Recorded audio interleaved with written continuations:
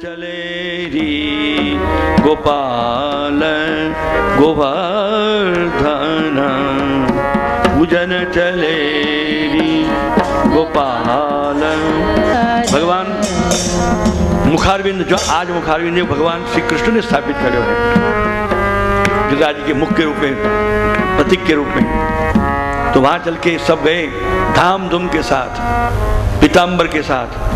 और आज बहुत भारी श्रृंगार यशोदा मैया ने कृष्ण बलराम को करे है, कुल्हे पे जोड़ धराए हैं और गोकर्ण भी साथ में धराए हैं।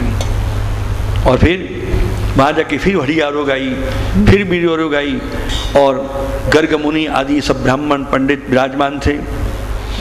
गैया सज धज के आई हुई थी बछड़ों के साथ। सब ब्रजवासी आए थे, उत्साह में थे। और मानसी गंगा का कोठियां भर भर के जल वहां पर उपस्थित किया गया था। पूरे ब्रजमंडल का दूध यहां पर आ गया था। फिर सब ब्राह्मण लोग थे। हमारे वाम भाग में विराजमान भूदेव जो पाठ जप कर रहे हैं, उनको भी प्रार्थना है। और हमारे बालक, ये वेद पाठी ब्राह्मण बालक आए हैं, उनसे भी प्रार्थना है। और गर्ग मुनि अब संग वाले हैं, तो हमारे यहाँ के अभी गर्ग मुनि के रूप में पधारे हुए शास्त्री उदयन से हम आह्वान करते हैं। हरि ओम तच्छयो रावृणीमहे गातुं यज्ञाय गातुं यज्ञपतये दैवी स्वस्तिरस्तु नः। गर्ग मुनि पधारो। स्वस्तिर्मानुषेभ्यः ऊर्ध्वं जगातु भेषजं सन्नो अस्तु द्विपदे संचतुष्पदे। ओम शांति शांति शांति। उच्चतां सर्वे ब्राह्मण बालाः उच्चतां। हरि ओम भद्रं कर्णे विष्णुयाम देवा भद्रं इनको भी दे दो, बच्चों को दे दो, नहीं बच्चों को दे दो, बुलाओ, इनको दे दो, माइक दे दो। अयो सदामिन्नो सरदो देवा चंद्रा नश्चगरा चर संतानो नाम बुधरासो जदरापेतो मदयारे रेखातायुर्गन्तो आदित्यजो रादितिरन्तरिक्षमादित्रिं माता सपिता सपुत्राः विद्वे देवा आदितिः पञ्चजना आदित्यजाता। भाई विष्णुर्विष्णुर्विष्णु आगे हमारे गर्ग मुनि, मुख्य गर्ग मुनि आगे। सस्य विष्णुराध्याय प्रवर्तमानस्य अद्य ब्रह्मणो द्वितीये परार्धे श्री सारस्वत कल्पे वैवस्वत मन्वन्तरे सारस्वत कल्प तत्र मन्वन्तरे यथा नाम मन्वन्तरे श्री यमुना समीपे श्री गोवर्धन गिरौ सन्निधौ तथा च सर्व ब्रज तीर्थ सान्निध्ये समस्त व्रज तीर्थ देवता नाम विष्णु रूप हरि रूप श्री गोवर्धन पूजनम षोडशोपचार विधि पूर्वकम श्री गोवर्धन पूजनम अहं करिष्ये इति।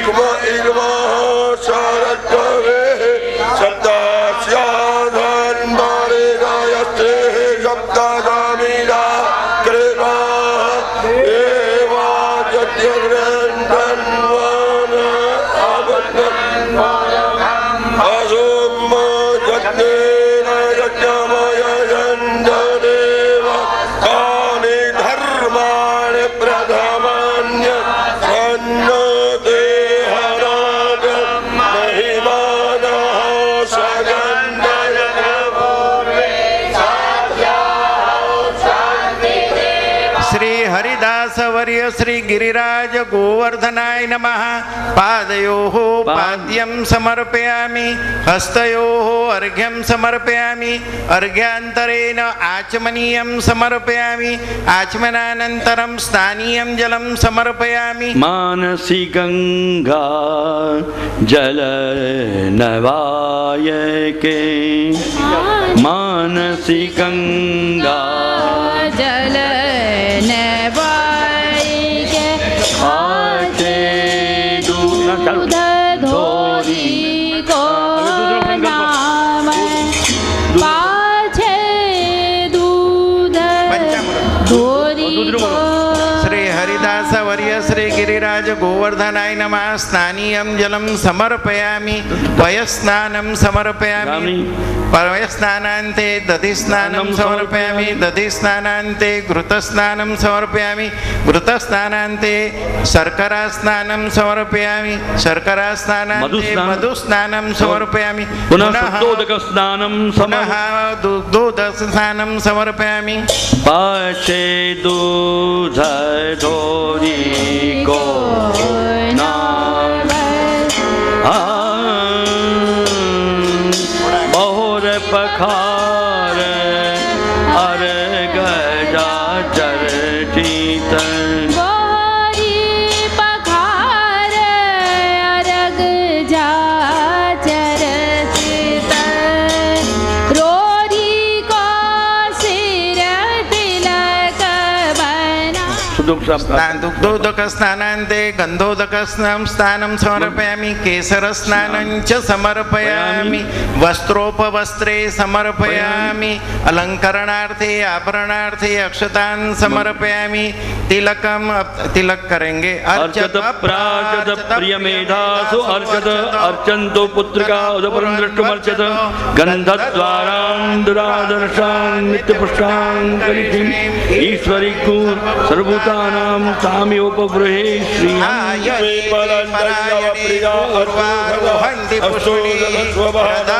पुण्डरीकानि समुद्रस्य गृहाय मे अहिरिव भोगैः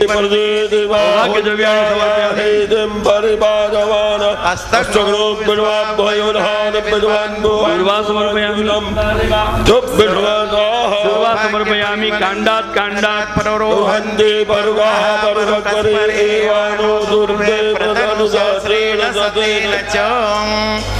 दुर्वांकुरान् समर्पयामि, सकलोपचारार्थे गंधाक्षर पुष्पैः समर्पयामि, धूपमाग्रापयामि, धूपदीप बहु भोग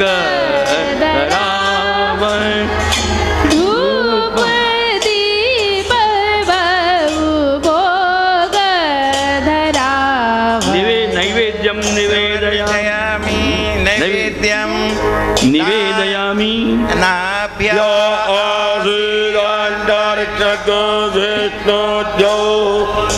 वर्तत पद्भ्याम्भो निर्देशः श्रोत्रात् तथा लोकाः अकल्पयन्। हरिदास वर्य श्री गिरिराज गोवर्धनाय नमः। विविध सामग्री द्वारा नैवेद्यम अब यहाँ नैवेद्य जो था वो परमात्मा श्री कृष्ण ने पहले से ही पूर्व योजना की थी। वृषभान लली श्री राधिका जी को, चंद्रावली जी को, और चंद्रावली जी श्रुति रूपा की मुख्य अधिनायिका हैं, और राधा सहचरी जी कुमारिका युद्ध की जो अधिकारिका हैं, और साक्षात यमुना महारानी जी, इन चारों को पहले से कह के रखा था कि जब गिरिराज जी को नैवेद्य आज तुम लोगों को तैयार करना है तो राधिके तुम्हारो तो सकड़ी भोग को अधिकार है और कहू को नहीं है, तो आप तो सकड़ी भोग तैयार करेंगी, दही भात। और हे यमुने, आप मान मनाने में बहुत चतुर हैं, तो मान भोग सीरा आप तैयार करोगे। और हे श्रुति रूपा जूथ चंद्रावली जू, आपके जो जूथ हैं वो पाटिया की सेवकों, सुंदर पाटिया की सेवकी सुंदर खीर तैयार करेंगी। और ऋषि रूपा जूथ के राजा सहचरी जू, तुम सेव के लडुआ और मथड़ी तैयार करोगे। और ये अपने हरियाण में वो कुंडा हो ना, कुंडा लंबे नीचे से छोटे ऊपर से चौड़े, ऐसे कुंडा हमारे ब्रज में बहुत मिले हैं। वाको ले लेके नहीं, सब झुंड के झुंड बधारियों। हम जब ताली बजाएंगे तब आ जाइए हम। अब नंद बाबा सब देंगे और नैवेद्य नैवेद्य, ये तो पहले कृष्ण कन्हैया कहीं नहीं कि नैवेद्य चाहिए वो। तो ठाकुर जी कहते हैं सुनो, मैंने तैयारी करके रखी है। ताली 3 बजाई और ताली 3 बजते ही धीमे धीमे एक और सो श्री राधिका जी, एक और सो श्री यमुना जी, एक और से श्रुति रूपाजूत, एक और सो ऋषि रूपाजूत अपने हाथ में हड़िया कुंडा ले लेके पधारे और सब श्री गिरिराज बाबा को मुखारविंद हतो वहाँ पर कृष्ण कन्हैया के मार्गदर्शन अनुसार पहले हल्दी को चौक बनायो। माता यशोदा ने, रोहिणी जी ने कृष्ण कन्हैया के मार्गदर्शन अनुसार हल्दी को चौक बनायो। वहाँ में सबसे पहले आगे खीर, एक एक खीर, एक एक सिरा, उस बाके पीछे ये ऋषि रूपा की सामग्री लड़ुआ और मथरी जो कुंडा में भरे थे वो लेके साजे और एक और अलग सखड़ी को चौक, एक हल्दी को चौक बनायो। वहाँ में दही भात की हड़िया स्थापन की। तो अब ये जब तालियां बजाई तो कहा कृष्ण ने कही थी, तालियां बजाई तो सब आए, अरे भोग लाओ भोग लाओ। और कौन सो भोग? वो कुंडा वारो भोग। कुंडा में जो है ना भरो भरो वो कुंडा वारो भोग लाओ। तो कुंडा वारो भोग करते क्या, वो कुंडवारा को शॉर्ट फॉर्म हो गया कुंडा वारो भोग यानी कुंडवारो। तो ये कुंडवारो सबसे पहले भगवान कृष्ण ने श्री गिरिराज बाबा को मुखारविंद के समक्ष अंगीकार कराए और ये 4 युद्ध के द्वारा ये सामग्री तैयार भई। जो कुंडवारा भोग 4 युद्ध के भाव को है। ये कुंडवारा समर्पित भयो। फिर बहु धूप दीप बहु भोग गरा, धूप दीप बहु भोग धरा। ओम प्राणाय स्वाहा, अपानाय स्वाहा, ओम ध्यानाय स्वाहा, ओम धानाय स्वाहा, ओम समानाय स्वाहा, मध्ये पानीयं समर्पयामि। पुनश्च ओम प्राणाय, हम प्राणाय स्वाहा, अपानाय स्वाहा।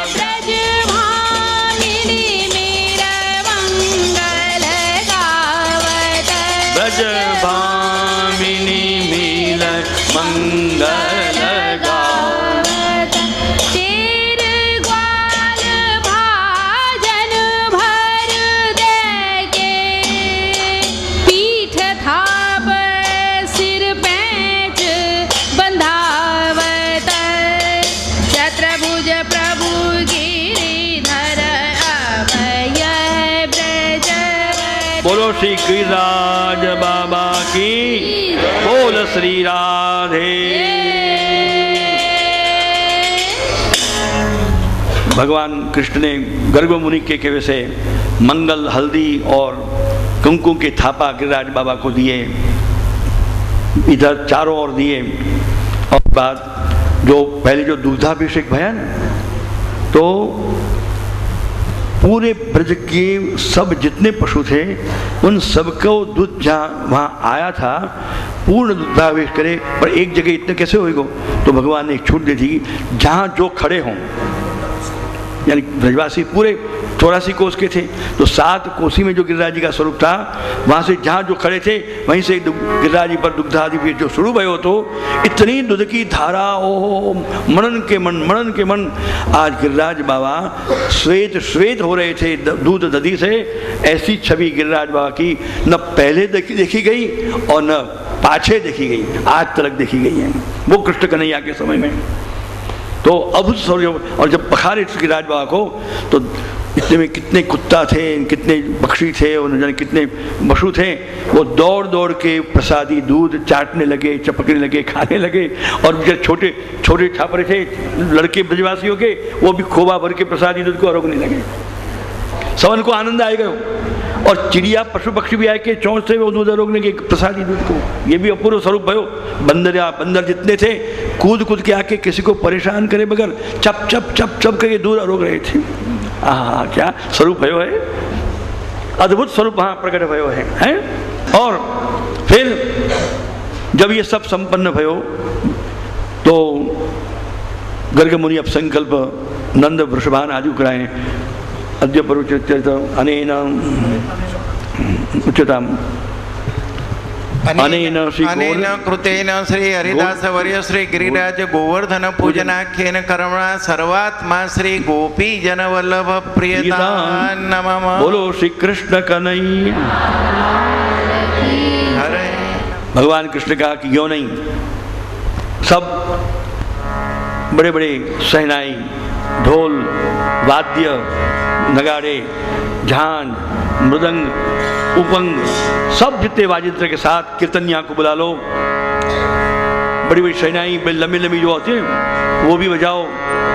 और शोभा यात्रा के साथ धूमधाम से गिरिराज जी की हम परिक्रमा करेंगे। तो वृषभान जी नंद बाबा को आगे किए, आप सब पीछे चले, गोपीजन सब पीछे कलश लेके चलती थी। भगवान कृष्ण ने एक और कहा, पैदल से बिना जूती से परिक्रमा करनी है, परंतु जो बड़े बूढ़े हैं, चलियो जाकू नहीं जाए रहे हैं, वे अनड़ू यानी गाड़े में, गाड़ा हो ना, वहाँ में बैठ बैठ के नहीं भी परिक्रमा करो जरूर।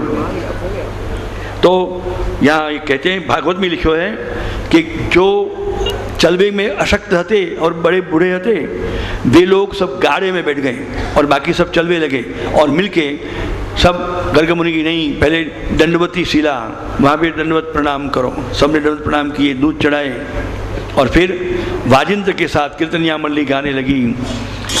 गिरिराज धरण श्री जी तुम्हारी, गिरिराज धरण श्री जी तुम्हारे शरण, गिरिराज धरण श्री जी,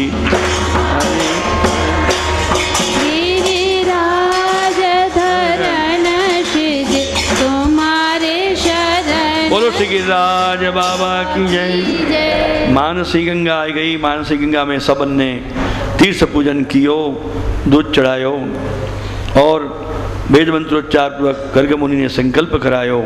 वहाँ से यात्रा आगे बढ़ी। वहाँ से श्री कृष्ण शरणम मम, श्री कृष्ण शरणं मम, श्री कृष्ण शरणं मम, जय बोल श्री गिरिराज बाबा। शरणं मम। राधा कृष्ण कुंड आयो, सबने स्नान ध्यान पूजन अर्चन सब कियो और कछु विश्राम लेके कछु दूधगर खायो।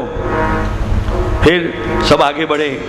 राधे राधे गोविंद गोविंद राधे राधे राधे गोविंद गोविंद राधे, राधे राधे गोविंद गोविंद राधे, राधे राधे गोविंद गोविंद राधे, गोविंद राधे गोविंद राधे, राधे राधे गोविंद गोविंद। बोलो श्री गिरिराज बाबा, बोल श्री राधे। कुसुम सरोवर आ गए। वहाँ सबने पूजन स्नान ध्यान अर्चन कियो। कुसुम सरोवर बड़ी सुंदर, प्रिया प्रीतम युगल सरकार की बहुत प्रिय भूमि, प्रिय स्थान। वहाँ उद्धव के आदि के हो गए भाई, वहाँ दूर से उद्धव को उनको भी नमस्कार किए। फिर आगे चली। राधे राधे गोविंद गोविंद, राधे राधे गोविंद गोविंद राधे, बाबा की जय। मानसी गंगा के दूसरी छोर पर आए, दान घटी पे आए चकलेश्वर और दान बिहारी लाल के दर्शन करके कृतार्थ हुए सब। यहाँ भी सब यथाशक्ति पूजन गिरिराज बाबा के यहाँ को भी कियो। फिर यात्रा हमारे कृष्ण कन्हैया बलराम जी की आगे चली, जिनके साथ हम भी यात्रा कर रहे हैं सब, ये हमारे सौभाग्य से हैं ठाकुर जी के साथ। तो अभी आगे चलो। हरि नारायण नारायण हरि हरि नारायण नारायण हरि हरि मेरी नस नस बोल हरि हरि मेरी नस नस बोले हरि। बोलो श्री गिरिराज बाबा की जय। आन्य और आ गए गिरिराज जी को पृष्ठभाग, सबने दंडवत प्रणाम किए श्री गिरिराज बाबा को। और आगे ये अनुकूट जब होएगा ना तब जाके या आड़ी सुंग श्री गिरिराज बाबा के मुख से ध्वनि निकलेगी, आन और आन और आन और भी लाओ टोकरे, और भी टोकरे भर भर के लाओ। तो न बढ़ गयो आन्य और। वहाँ से गोविंद कुंड में सब कृष्ण बलदेव नंद बाबा सबने स्नान किए, पूजन कियो, अर्चन कियो, ध्यान कियो। वहाँ थोड़े चल के श्री गिरिराज जी की रज में सब कृष्ण बलदेव भी आलोटे, तो सब ने भी रज में आलोटे। तो श्री गिरिराज जी ने पद लिखो, गोवर्धन की नैये तरे की, गोवर्धन प्रति मदन गोपाल लाल के चरण कमल चित नये तरटी श्री गोवर्धन की रैये तन पुलकित ब्रज रज में लोटत पुलकित ब्रज रज में लोटत गोविंद कुंड में नहीं। बोलो श्री गिरिराज बाबा की। खूब आलोटे भगवान, बस बस है गयो, बहुत आलोटे। आगे चले, अप्सरा कुंड ये सब होते भये पूछरी के लोथा तक पहुंच गए।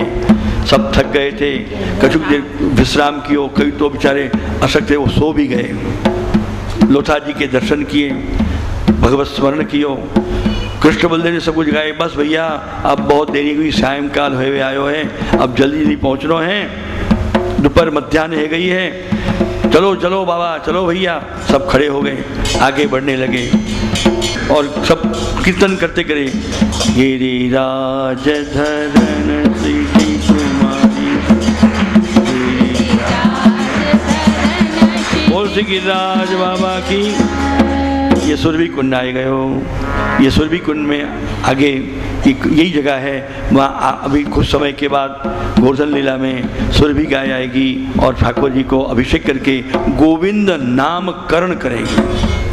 तो ये स्थल यहाँ 56 भोग आदि हुए हैं। सुरभि कुंड से आगे चली यात्रा, गिरिराज धरन श्री तुम्हारे शरण गिरिराज धरन, बोलो श्री गिरिराज बाबा की जय।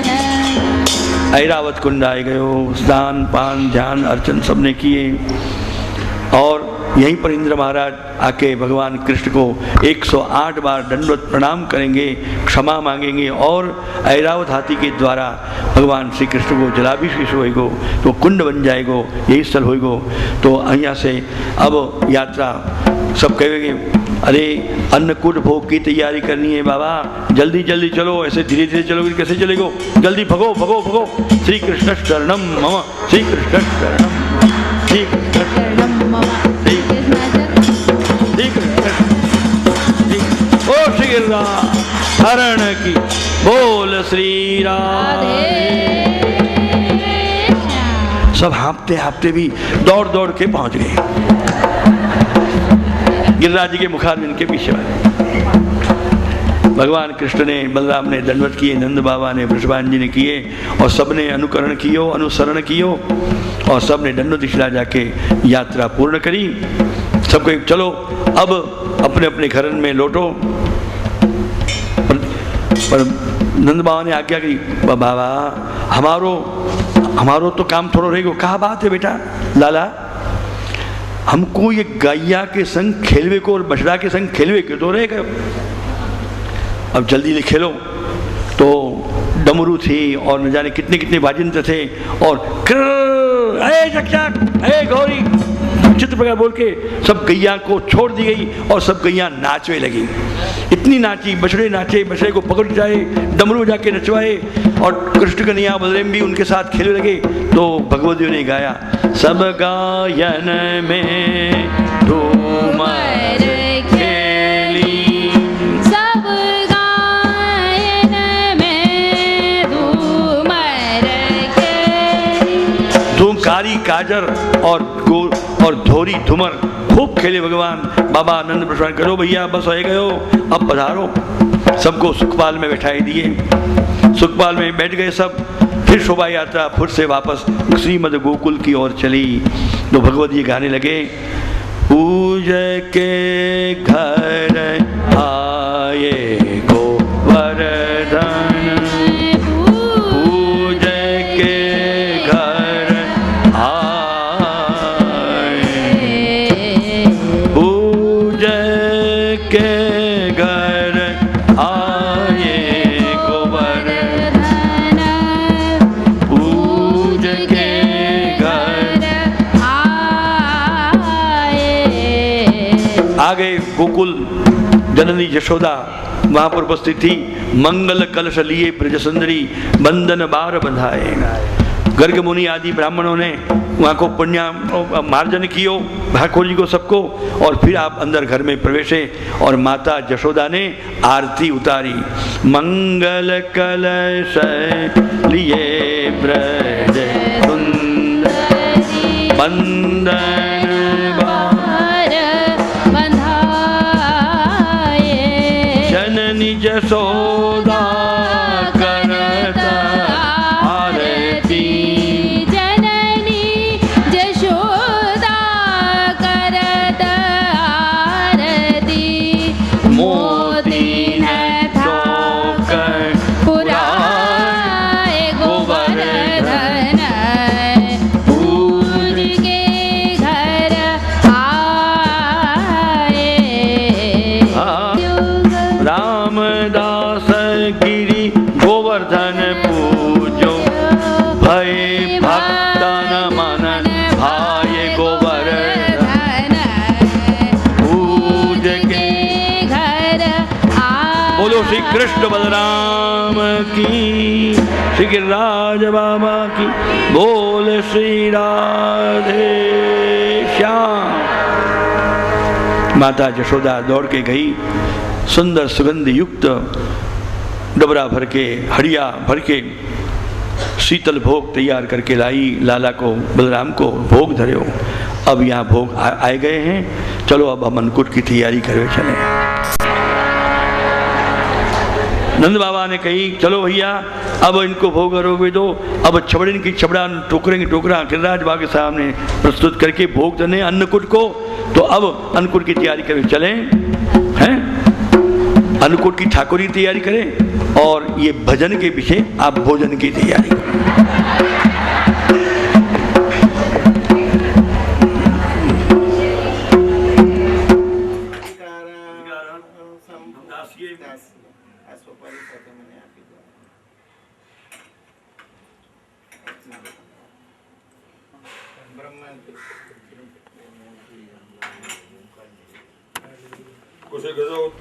श्री कृष्ण गोविंद हरे मुरारे, हे नाथ नारायण वासुदेव। अभी आप निरोध लीला दशम स्कंद के तामस फल प्रकरण की लीला के पहले भगवान ने बहुत अनुग्रह करके नंद बाबा सहित अपने प्रिय ब्रज भक्तों को अपने धाम गोलोक का बहुत सुंदर दर्शन कराया। और उसके पहले साथ साथ विषयानंद की निवृत्ति करने के लिए ब्रह्मरथ में स्नान कराया, गोथे लगवाए और वे ब्रजभक्त ब्रह्मरथ में डूबे तो डूबे ही रहे, निकलने का जब भान नहीं रहा तो तेतु ब्रह्महृदन नीताः मग्नाः कृष्णेन चोद्धृताः। यहाँ पर महाप्रभु श्रीमद् वल्लभाचार्य जी की सुबोधि जी में कारिका है, ब्रह्मानंदात् समुद्धृत्य भजनानंद योजने। ये ब्रह्मरथ यानी ब्रह्मानंद का जो स्वरूप है, इसमें ही एक डूब गए तो भगवान ने सोचा हमें तो इनको भजनानंद का दान करना है। भजनानंद जिसका दान प्रभु सबको नहीं करते हैं, अत्यंत कृपा जिन पर होती है अधिकारी जीवों पर ही करते हैं, परंतु विषयानंद की निवृत्ति तो अनिवार्य रूप से होनी आवश्यकीय होती है। एक तो है विषयानंद जो क्षणिक है, भौतिक है, और एक है ब्रह्मानंद जो आध्यात्मिक है, और तीसरा भजनानंद ये आधिदैविक है। ज्ञानियों को, ज्ञानी भक्तों को भी गति और स्थिति ब्रह्मानंद पर्यंत ही होती है। उनको ब्रह्मानंद अवस्था में परम शांति का भी अनुभव होता है। एक और परम शांति है और एक और परम आनंद है। भगवान ने भगवद गीता में कहा था,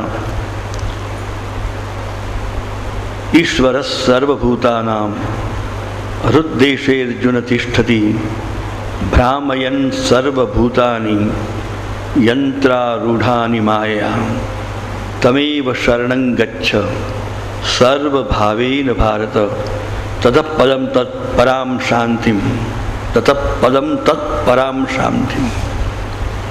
और उसके बाद परम पद को, मेरे परम पद को प्राप्त करके परम शांति का अनुभव करेगा। पर परम आनंद का अनुभव ये बात आपने नहीं बताई। तो अक्षर धाम तक गणितानंद की अनुभूति हो सकती है, परमानंद की नहीं। परमानंद की अनुभूति केवल अपने गोलोक धाम या भगवान के समीप ही हो सकती है। अब वो उनको भजनानंद महाराज का परम फल प्रदान करने का जो समय आया, तो आपने विषयानंद की निवृत्ति ब्रह्मानंद के द्वारा कराते हुए अब भजनानंद योजने, भजनानंद में उनको युक्त करने के लिए अब ये बहुत सुंदर प्रकार प्रस्तुत किया है। इसलिए आपने उनको निकाला और निकाल कर अब भजनानंद में योजित करेंगे। शरद की ऋतु आई थी और शरद संपात बिंदु नभोमंडल में उदित हो चुका था, व्याप्त हो गया था। नभोमंडल अर्थात आकाश मंडल के तारागणों में ऋतुओं के अनुसार अमुक बिंदु समुत्पन्न होते हैं। उनमें से शरद संपात बिंदु और वसंत संपात बिंदु ये अत्यंत महत्वपूर्ण होते हैं। ये बहुत अद्भुत हैं। शरद संपात बिंदु के जब नभोमंडल व्याप्त होता है, अपूर्व भौतिक आनंद की उसमें उपलब्धि होती है। और ऐसे ही परिस्थिति वसंत संपात बिंदु के समय में भी होती है। वसंत संपात बिंदु शिशिर ऋतु के समय होती है और शरद संपात बिंदु शरद ऋतु में होती है। तो पूर्णिमा का समय आने लगा, आया, और उन रात्रियों में वज्रानंद के दान करने का जो भगवान ने कृपा करके कुमारिका गोपीजनों को, जैसे सवेरे हम कह चुके, मये माँ रंस्यथ क्षपाः इमा क्षपाः मया रंस्यथ भवता सह, मैं तुमसे तुम्हारे साथ इन रात्रियों में रमण करूँगा, भजनानंद का दान करूँगा। तो भगवान पिता रात्रि शरदोत्फुल्ल मल्लिका विक्षरन्तुं मनश्चक्रे योगमाया मुपाश्रितः। ता रात्रि ही, का रात्रि ही, का इमा, भगवान ने कहा उन रात्रियों में, वो रात्रि, षड्मास रात्रि, जिस रात्रियों को भगवान ने अपने आधिदैविक सामर्थ्य से रात्रियों को भी आधिदैविक बना दिया था। प्रतिदिन वर्तमान में चलती हुई रात और दिवस की परंपरा श्रृंखलाओं से और भी ऊपर आधिदैविक रात्रियों का निर्माण किया था। वो रात्रि कभी पूर्ण होती ही नहीं है। विश्व में, जगत में रात और दिन चलते रहे तब भी भक्तों के लिए, ब्रज भक्तों के लिए, ब्रज गोपी जनों के लिए अखंड रात्रि षण्मास की बराबर भगवान ने प्रस्थापित की थी। तड़ोरुराज ककुवक्करैर्मुखम प्राच्याविलंपन नरुणेन शंतमयी। और भगवान ने अपने मन से, मन रूप चंद्रमा का उदय करके अपनी सेवा के लिए वहाँ पर स्थापित किया। वो चंद्रमा जिसमें कोई भी विकार या क्षीणता नहीं थी, वो भी आधिदैविक चंद्रमा था। इन ब्रज गोपियों में, चाहे वो श्रुति रूपा थी, चाहे ऋषि रूपा थी, अनन्य पूर्वा थी या अन्य पूर्वा थी, उनमें उन स्वामिनी तत्व का विधिवत स्थापन करके उनको विशेष सौभाग्य युक्त उनको बनाया गया। और मनश्चक्रे, आपने मन किया, चक्रे, मन हुआ नहीं, मन को किया। और इसमें बहुत भाव जहाँ प्रकट हुए हैं। भगवान ने अपने मन को किया आधिदैविक भाव प्रकट करने के लिए, और मन को करने से मन से चंद्रमा को भी प्रकट किया। यूँ भी जो चंद्रदेव हैं, वो चंद्रदेव जो सदैव स्वर्गलोक में विद्यमान हैं, वो भी चंद्रमा मनसो जाता, वो भी चंद्रमा भगवान के मन से ही तो प्रकट हुआ था। चक्षो सूर्यो अजायत, नेत्र कमलों से सूर्य की उत्पत्ति हुई थी।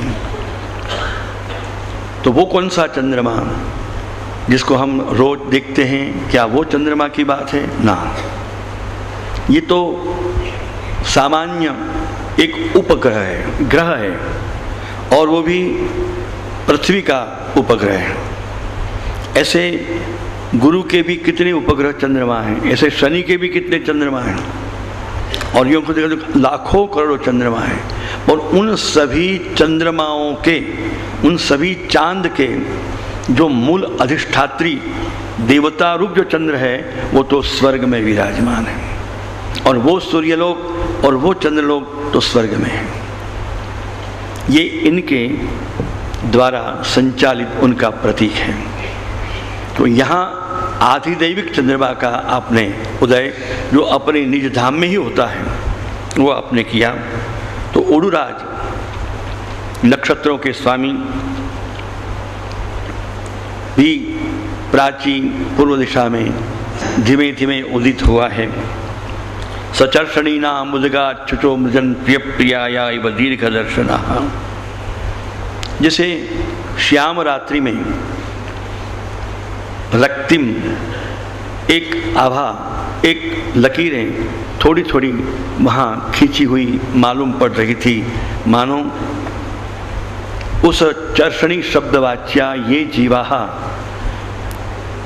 मन के भटकाव वाले जो जीव होते हैं लौकिक में, और इसी प्रकार भगवान के विरह में संतप्त भगवत कामना करते हुए फिर भी जिनका मन स्थिर नहीं, इस प्रकार के अत्यंत आकुल व्याकुलता को प्राप्त वो जो चर्षणी जीव थे, मानो कि इस चंद्रमा के उदय से एक बहुत बड़ा आश्वासन जैसे दे रहे थे, और अनुराग के रंग से ये दृष्ट्वा कुमुद्वंतमखंड मंडलम रमाननाभम नवकुंकुमारुणम वनंज तत्कोमल गोभिरंजितम जगौकलम वाम दृशाम मनोहरम।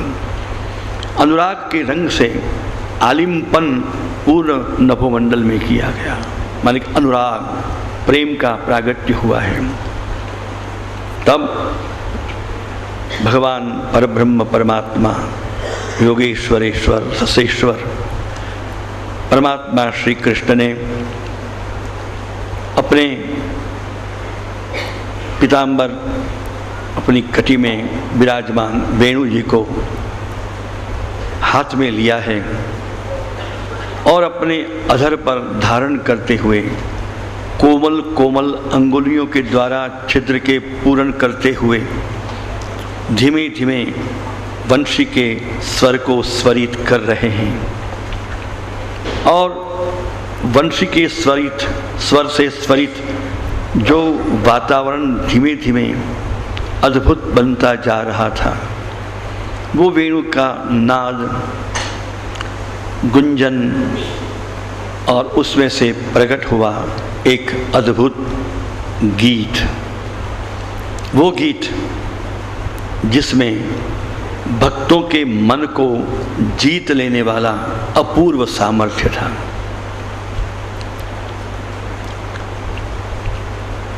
केदारा राग में स्वर वेणु में छेड़े हैं, और निकुंज नायिका रास रासेश्वरी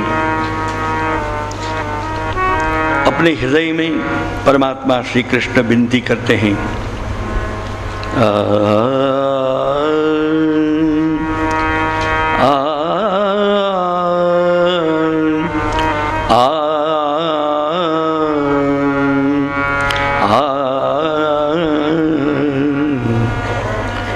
चलहु राधि के सुजान तेरे हित गुण निधान, रास रचो कुंवर कान तट कलिंद नंदिनी, चलहु राधि के सुजान तेरे हित गुण निधान, रास रचो कुंवर कान तट कलिंद नंदिनी।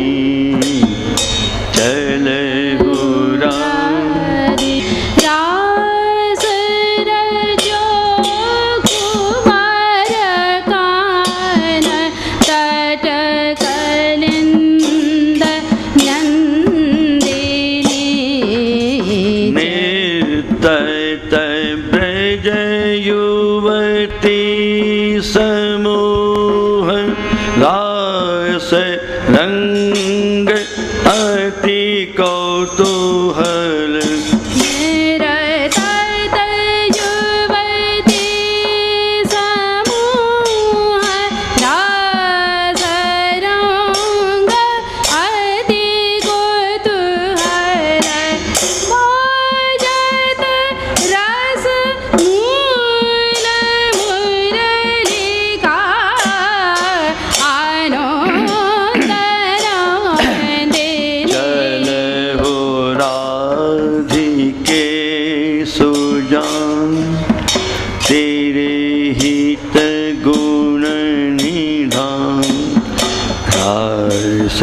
रचो कुंवर कान तट कलिंद नंदी चलहु राधिके सुजान योग माया मुपाश्रिता।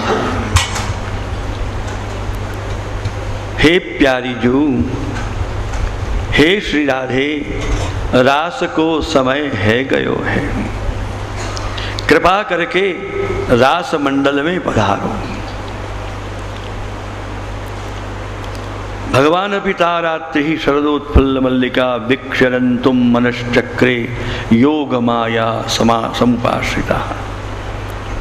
तो भगवतियों ने, कुम्मन दास जी ने इस प्रकार कुम्मन दास प्रभु निहार लोचन भर गोखनार नख सिख सौंदर्य सीम दुख निकंदिनी। इस प्रकार केदारा राग जो हरि को बहुत प्रिय है, केदारे में से विविध प्रकार के राग रागिनियों में स्वर स्वरित होते चले गए। फिर अभूतपूर्व गुंजन जो वेणु से होने लगा है राग पहाड़ी में, और पहाड़ी की पराकाष्ठा होने पर आरोह अवरोह की गति लेते हुए भगवान ने वेणु में फिर से आह्वान करने के स्वर अपने भीतर विराजमान अपने समस्त कृपा जनित रसमय भावों से अपने स्वयं आत्म स्वरूप से इन गोपीजनों का अब अद्भुत आह्वान किया है। और वो आह्वान रूप फिर से केदार राग अब तो बड़े भारी गुंजन करने लगा है, और गीत निकलते निकलते सब पूरे ब्रजमंडल को नहीं सुनाते हुए केवल मात्र ब्रज के गृहों में जो गोपीजन विराजमान थी अपने अपने दैनंदिन कार्य कलापों में, केवल मात्र उन्हीं को ही कर्ण के द्वारा सुनाई दिया, और घर में भी किसी को नहीं सुनाई दिया। और प्रविष्ट कर्ण रंध्रेण स्वानाम भाव सरोरुहम, वेणु के ये वेणु गीत, ये भगवान का जो आवाहन करने का वेणु से निस्तृत जो गीत था, नाद था, उनके हृदय कमल में आत्मा में जाके स्पर्श कर गया था। आत्मा में खलबली मच गई थी, अभूतपूर्व रसात्मक। रोम रोम में भगवद रस रसाविष्ट होने लगा है।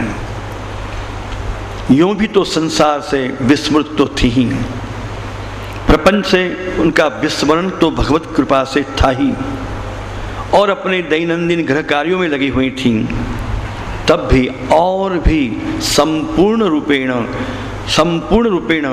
जो प्रपंच का विस्मरण था, यहाँ पर उनको स्वविस्मरण भी हो गया। और जो खलबली मची, जो सुखदेव जी महाराज ने कहा, निशम्य गीतम तदनंगवर्धनम व्रजस्त्रिय कृष्ण गृहीत मानसा। कितना सुंदर शब्दों का प्रयोग किया है। नितराम शम्यम न तो शम्य एव नैव श्रुत्वा। श्रुत्वा यह प्रयोग नहीं हुआ, केवल शम्य यह प्रयोग नहीं हुआ, उपसर्ग पूर्वक निशम्य, नितराम शम्य। शम्य कहो या श्रुत्वा कहो यानी सुनकर होता है, परंतु नितराम श्रुत्वा अर्थात केवल कानों से जो सुनाई देता है उसके लिए तो ये सामान्य शब्द होते हैं, परंतु जो स्वर आत्मा को सुनाई देता है और आत्मा में सुनाई देता है तब वो निशम्य बनता है। नितराम, नितराम श्रुत्वा, परमात्मा के स्वर को इन ब्रजभक्त गोपी जनों ने अपने आत्मा में आत्मा से श्रवण किया। कैसा? तद अनंग वर्धनम। शब्द भगवान देखिए आधिदैविक पक्ष में भी अलौकिक पक्ष में भी साधन सामग्री चाहे लौकिक हो, क्या बात है, कोई बात नहीं, लौकिक ही सही, आदि भौतिक ही सही, परंतु भाव प्रकार और मूल आधिदैविक है। ऐसे ही शब्द भी आदि भौतिक क्यों न हो, लेकिन उनके भाव तो आधिदैविक हैं। सौराष्ट्र के, गुजरात के एक प्रसिद्ध कवि ने कहा था, शब्द लौकिक होय छे, शब्द लौकिक होय छे, अर्थो अलौकिक होय छे, प्रेमनी भाषा हमेशा पारिभाषिक होय छे। क्या आसान नहीं? शब्द भले लौकिक हों, अर्थ अलौकिक होता है, और प्रेम की परिभाषा तो अलौकिकता ही होती है।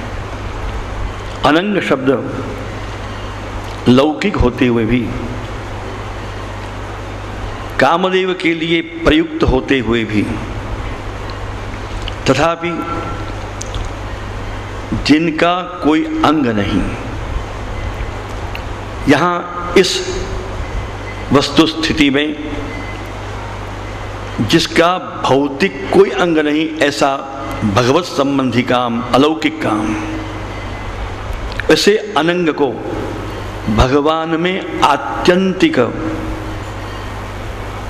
आत्मीय प्रेम का जो वर्धन भगवान के इस वेणुनाद के द्वारा हुआ, भगवत संबंधी तीव्र काम से इन गोपीजन तो थी ही, विप्रयोग अवस्था में वो सदैव अपने गृह कार्यों को, दैनंदिन कार्यों को भली भांति निभाती थी। शरीर लौकिक कार्यों में प्रवृत्त रहता था, परंतु आत्मा, मन, बुद्धि, चित्त और अहंकार तत्व केवल कृष्ण में ही विलीन हुआ रहता था। अद्भुत प्रकार की, आधिदैविक प्रकार की ये जीवन मुक्त अवस्था थी। ज्ञान मार्गीय आध्यात्मिक जो जीवन मुक्त अवस्था होती है ना, जिसमें इसी जन्म में, इसी शरीर में जीवात्मा शरीर इंद्रियों से मुक्त होकर, सर्वथा मुक्त होकर, जो मुक्ति शरीर छूटने के बाद प्राप्त होती है, ग्रंथियों के भी मुक्त होते हैं, सब प्रकार की ग्रंथियों से, विद्यन्ते हृदय ग्रंथि छिद्यन्ते सर्व संशया, क्योंकि ग्रंथियां ही जो सूक्ष्म शरीर को बनाए रखती हैं, और उन सूक्ष्म शरीर की जो ग्रंथियां होती हैं उससे जीवात्मा जब तक आबद्ध होता है तब तक वो मुक्त नहीं माना जाता और उसका बार बार जन्म होता रहता है। पर उन ग्रंथियों को और उन सूक्ष्म शरीर को भी तोड़कर, छोड़ छेद कर, शरीर में रहकर भी इस प्रकार की परिस्थिति को प्राप्त होना ही जीवन मुक्त अवस्था होती है। तो ये जीवन मुक्त अवस्था तो आध्यात्मिक है, परंतु यहाँ गोपीजन को ही शरीराभिमान सर्वथा, शरीराभिमान से गोपीजन मुक्त थी। क्योंकि न स्त्री न षंढो न पुमान न जंतु, न तो मैं स्त्री हूँ न मैं पुरुष हूँ, मैं केवल नित्य शुद्ध बुद्ध पर ब्रह्म परमात्मा का अंश रूप आत्मा हूँ और अभिन्न हूँ। तो गोपीजनों का जो श्रीअंग था वो श्रीअंग भी अब आदि भौतिक नहीं रहा था। श्री यमुना जी के परम कृपा से इनको तनु नवत्व प्राप्त हो गया था, और जब तनु नवत्व प्राप्त होता है तो उसमें हाड़ मांस चर्म इत्यादि भी नहीं रहते हैं। भगवत रमण योग्य आनंद रूप शरीर को दान यमुना जी करते हुए उस शरीर की प्राप्ति होती है। इस पर भी ये शरीर, इसमें मैं आबद्ध आत्मा, ये भाव भी जिनके नहीं रहे थे, उस प्रकार के ये ब्रजभक्त गोपीजन फिर भी तद अनंग वर्धनम ब्रजस्त्रिय कृष्ण गृहीत मानसा,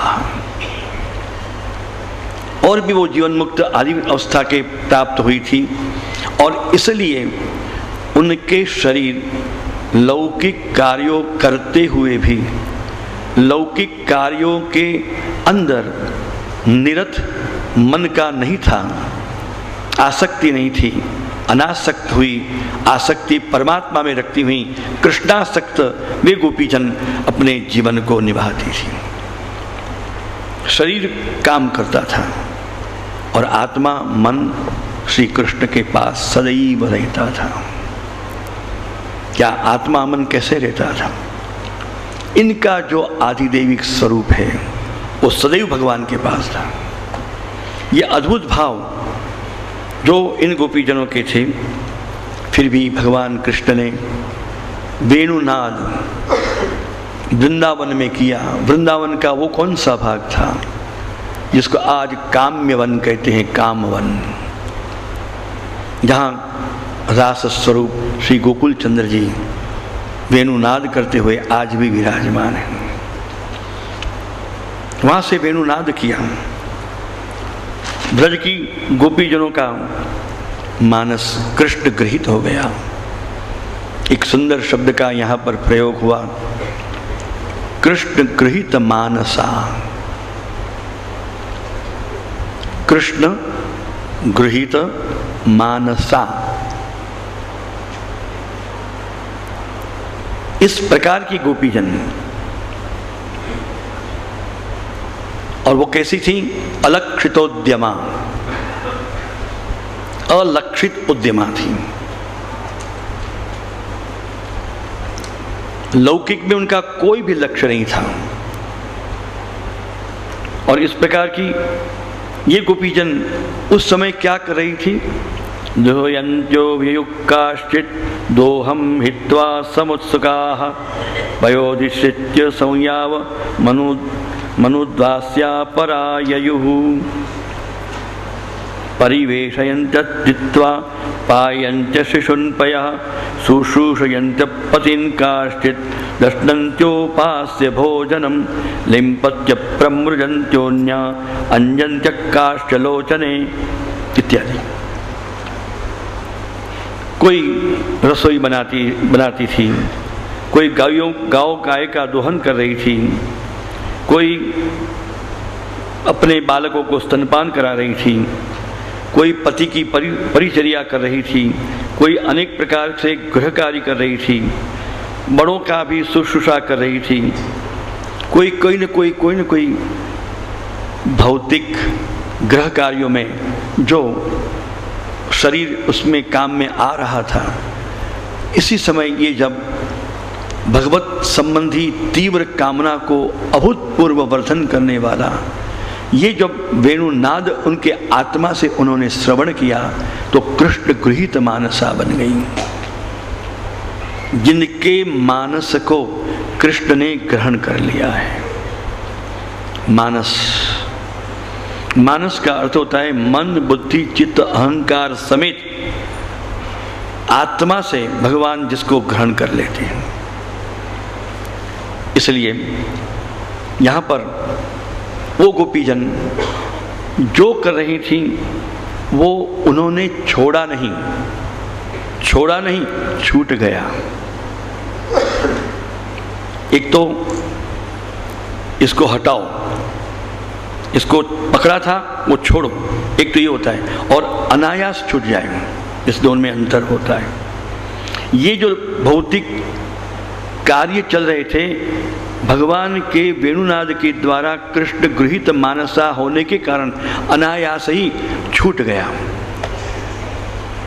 यानी कृष्ण ने, भगवान ने अपनी आधिदैविक शक्ति से उनके लौकिक को छुड़वा दिया, वैदिक को भी छुड़वा दिया। धर्मशास्त्र, वैदिक धर्मशास्त्र वो भी इनके वैदिक छूटे और लौकिक भी छूटे।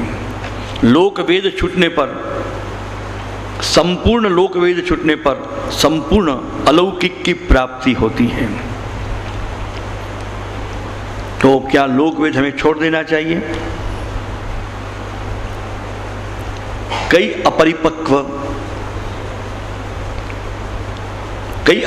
अपरिपक्व लोग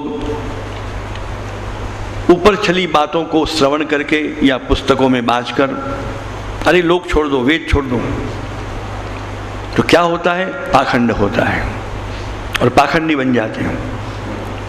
महाप्रभु श्री वल्लभाचार्य जी ने, श्री गोसाई जी परम दयाल, श्री गोपीनाथ जी प्रभु ने, सात लाल जियों ने, श्री राय चरण ने भी स्पष्ट कहा है कि अपरिपक्व अवस्था में जीवों को चाहिए कि वो स्वयं लोक वेद को ना छोड़े, अन्यथा पाखंड होगा और भगवान से बहिर्मुख हो जाएंगे।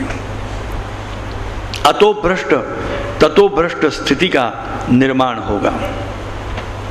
जब लौकिक वैदिक जीवों को नहीं छोड़ना चाहिए, परंतु परमात्मा ही जब उनके निमित्त बनते हैं तब अनायास ही वो छूट ही जाएगा। तो परमात्मा जब तक लोक वेद को नहीं छुड़वाते हैं तब तक जीवों को ये दुस्साहस नहीं करना चाहिए। इसलिए भी ये गोपीजन ये लोक वेद अनुसार शरीर से ही सही, मन बगैर ही सही, आत्मा के भाव बिना ही सही उनका शरीर कार्य करता ही था। लेकिन भगवान ने जब उनका छुड़वा दिया, उन्होंने नहीं छोड़ा, भगवान ने छुड़वा दिया। जैसे कि हाथ में कोई वस्तु थी, छूट जाए, एक छोड़ दी और एक छूट गई, ऐसे सब छूट गया, खड़ी हो गई, तत्पर हो गई, और उनको खुद को भी ये पता नहीं चला कि हम कहाँ जा रहे हैं। उनके पैरों को कोई अलौकिक शक्ति चला के बाहर ले जा रही थी। तब परिवारजनों ने सबको रोका,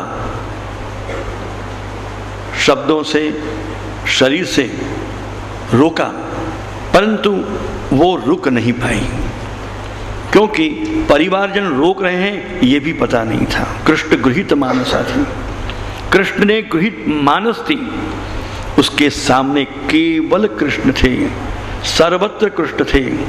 न कोई परिवार था, न घर था, देह गेह परिवार सब कुछ आंखों से हट गया था।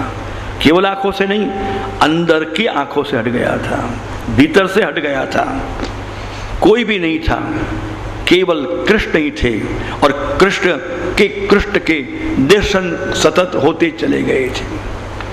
तो भला कोई लौकिक मनुष्य की शक्ति है जो परब्रह्म परमात्मा के द्वारा गृहीत होकर, आकर्षित होकर, जो स्वयं इंद्रियां भी उस परमात्मा की ओर उसको स्वयं चला के ले जाए। ये बहुत बड़ी बात थी, अनहोनी बात थी। तो रोके से ना रुकी, और न वे लोग रोक पाए, क्योंकि परमात्मा का आदेश था। जब परमात्मा की इच्छा होती है, भगवान की इच्छा होती है, तो लौकिक का कोई भी वस्तु चलती नहीं है, कोई भी चलती नहीं। कोई उसकी ताकत नहीं कि परमात्मा की और पदार्पण परमात्मा की इच्छा से जिनका हो रहा है उनको कोई लौकिक शक्ति, कोई दैवी शक्ति भी रोक नहीं सकती। ये स्पष्ट बात है। और उनके पैर अनायास चल पड़े और वे चलती हुई ध्यान नाद हो रहा था, वहां जा रही थी।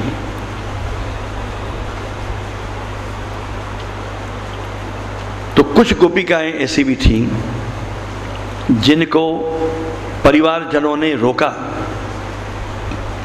जबरदस्ती से रोका, नहीं जा सकती हो, कहां जा रही हो, ये घोर रात्रि में तुम कहां जा रही हो, ये कुलस्त्री का धर्म नहीं है, रुक जाओ, नहीं जाना है। पकड़ के रोक लिया, हाथ पकड़ के रोक लिया। तो वो रुक गई। कुछ कतिपय हो, बहुत 10% वो उनको रुकना पड़ा। क्यों? इन सब न रुक सकी और ये इनको क्यों रुकना पड़ा? क्योंकि अंतर्गृहगता काश्चित् गोप्योल्लब्ध विनिर्गमाः कृष्णं तद्भावना युक्ता दद्धुर्मीलितलोचनः। जिन गोपिकाओं के अंतर में परब्रह्म परमात्मा का स्वरूप साक्षात आत्मा में स्थापित था और अपने आप को जो स्त्री आदि भेद से परे थी, वे नहीं रुक सकी। परंतु कुछ गोपिकाएं ऐसी थीं, कृष्ण को परमात्मा प्रभु के रूप में नहीं जानती थी और लौकिक भाव थे, जार भाव था, लौकिक भाव था। कृष्ण कितने सुंदर हैं और लौकिक दृष्टि से, जार भाव से वो भगवान को प्रेम करती थी। भगवान की अंग संग की कामना लौकिक बुद्धि था, वो लौकिक में होता है, वो भाव था। तो वो भाव सकाम भाव, विषयी भाव, जार भाव था, इसलिए भगवान ने अपने पास नहीं आने दिया। क्योंकि परमात्मा के पास जाने का अधिकार लौकिक भाव से अत्यंत जो मुक्त होते हैं वही जा सकते हैं, क्योंकि परमात्मा अलौकिक है। महाप्रभु श्री वल्लभाचार्य जी ने शिक्षा श्लोक में अंतिम में कहा था, गंगा सागर हनुमान घाट काशी पर, नलौकिक प्रभु कृष्णो नलौकिक प्रभु कृष्णो मन्यते नैव लौकिकम। ये परब्रह्म परमात्मा प्रभु मेरे कृष्ण वो लौकिक नहीं है। और नैव मन्यते, तुम कभी इनको लौकिक मत मानना, समझना। और ये लौकिक नहीं है, इसलिए लौकिक अर्थ के लिए भी इनका भजन मत करना। लौकिक भजन मत करना, लोकार्थी भजन मत करना।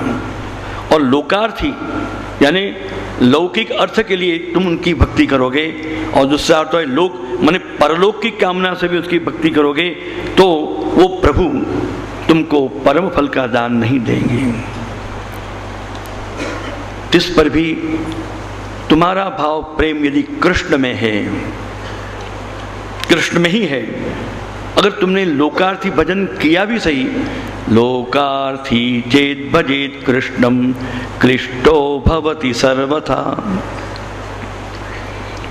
लोकार्थ भजन तुमको क्लेश ही देगा, आनंद नहीं देगा।